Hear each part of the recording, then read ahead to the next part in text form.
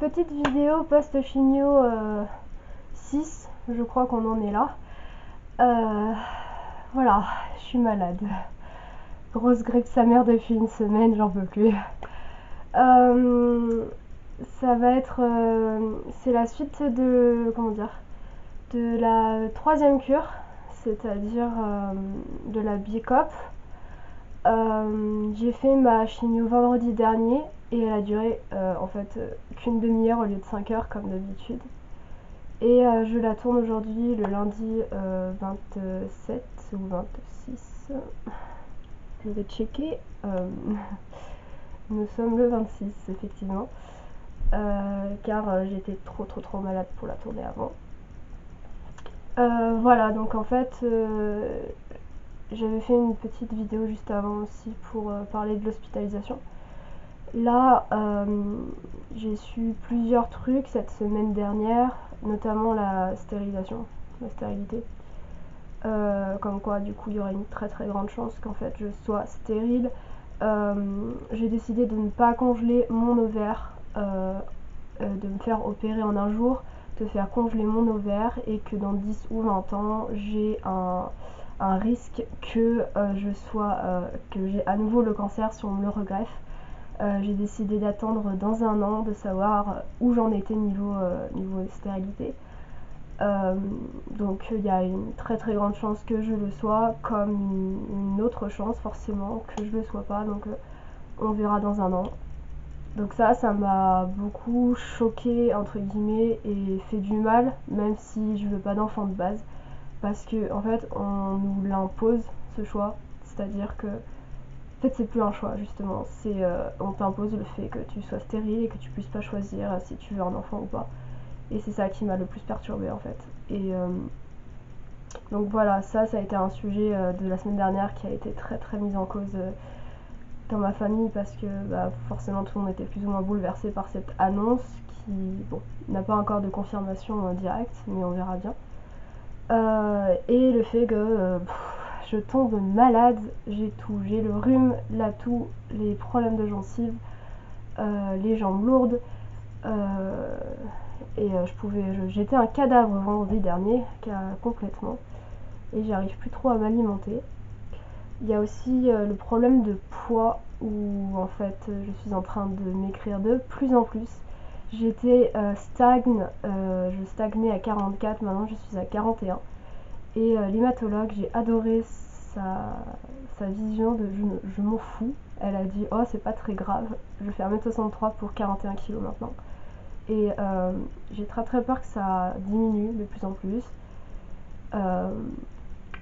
Pas parce que je m'alimente pas assez, c'est vraiment parce que voilà, c'est à cause de la maladie. Je sais que ça va remonter, mais c'est un petit peu galère actuellement. Voilà. Je fais des grandes lignes parce que moi je sais pas gérer des vidéos, je suis un peu nulle à ça, mais voilà. Donc ça c'était des annonces en fait de la semaine dernière qui m'ont un peu déprimée, on va dire. Après il y a quand même un truc positif, c'est que vu que ça a été décalé, je peux passer mes partiels comme des gens normaux, comme des gens qui rendent leur mémoire. Moi je vais quand même passer mes partiels la semaine prochaine, et même si je rate, tant pis, mais au moins j'aurais fait l'effort d'eux. Parce que être dans un lit depuis une semaine et ne pouvoir rien faire, je culpabilise beaucoup, même si je suis malade. Mais voilà. Après niveau médicaments, j'ai acheté du coup du CBD pour essayer pour les douleurs physiques surtout. Je ne sais pas où il est. C'est un tout petit flacon très cher. C'est légal. De l'huile de... La caméra est là. De l'huile de CBD. Donc ça m'a fait du bien niveau maladie en fait. Ça avait apaisé un peu mes douleurs. Mais j'ai pas envie de l'utiliser H24 comme si c'était ma porte de sortie. Je sais qu'on peut pas devenir accro à ça d'un coup, parce que de toute façon il n'y a rien de psychotrope, mais j'ai quand même envie de le laisser pour de l'urgence, on va dire. Voilà. Là, je viens de prendre de la codéine. J'ai l'impression de faire toutes les drogues du monde. C'est violent le truc. Je comprends pourquoi les gens peuvent devenir accros à la codéine parce que c'est comme ça que je peux faire cette vidéo parce que là, j'étais dans le mal depuis ce matin. J'ai pas dormi. Mais voilà. Et j'espère que cette semaine prochaine, donc cette semaine et semaine prochaine vont être mieux. Je suis trop contente parce que dimanche prochain c'est l'anniversaire de mon meilleur pote et ça fait longtemps que je l'ai pas vu donc ça va être cool. Je mets quand même des points positifs hein, parce que j'ai l'impression que du coup ma vie c'est un peu de la merde, en ce moment mais voilà. Ce week-end j'ai quand même passé un bon week-end malgré la maladie et mercredi, j'ai un rendez-vous au C3R, c'est un centre de réhabilitation à la vie sociale pour tout ce qui est borderline, bipolaire, etc. Donc c'est une préadmission, j'avais fait ma demande en janvier et ils m'ont appelé la semaine dernière pour mercredi. J'ai attendu 4 mois, mais c'est cool. Donc on verra ce qu'ils me proposent et comment ça marche. Et voilà, j'essaie de voir la vie positive. J'essaye, parce que je suis très pessimiste de base pour ceux qui me connaissent. Et avec tout ce qui se passe en ce moment, c'est un peu galère, mais faut croiser les doigts, faut prendre son mal en patience et avancer.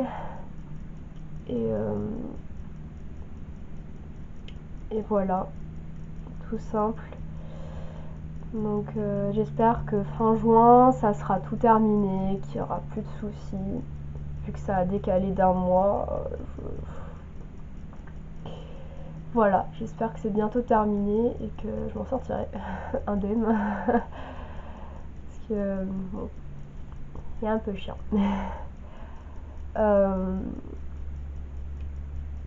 Le problème en fait avec cette maladie, c'est que tu peux pas trop prévoir en fait dans le temps.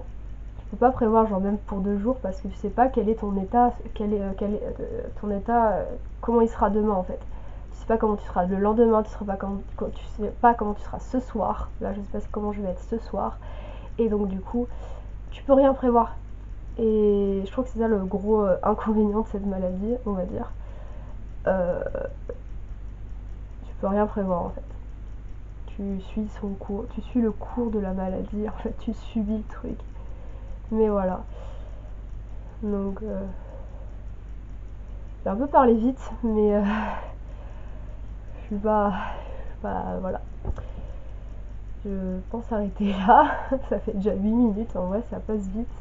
Mais voilà, faut juste donner les news et la continuité en fait de cette première cure de Bicop. Et j'aurai la deuxième le 27 mai, je crois. Je crois que c'est ça. Le 27 mai. Non, le 7 mai, je suis con. Le 7 mai, j'aurai la deuxième cure, c'est-à-dire une autre hospitalisation de 3 jours. Ça va être sympa. Voilà, bon bah j'espère que vous allez tous bien et je vous fais de gros bisous.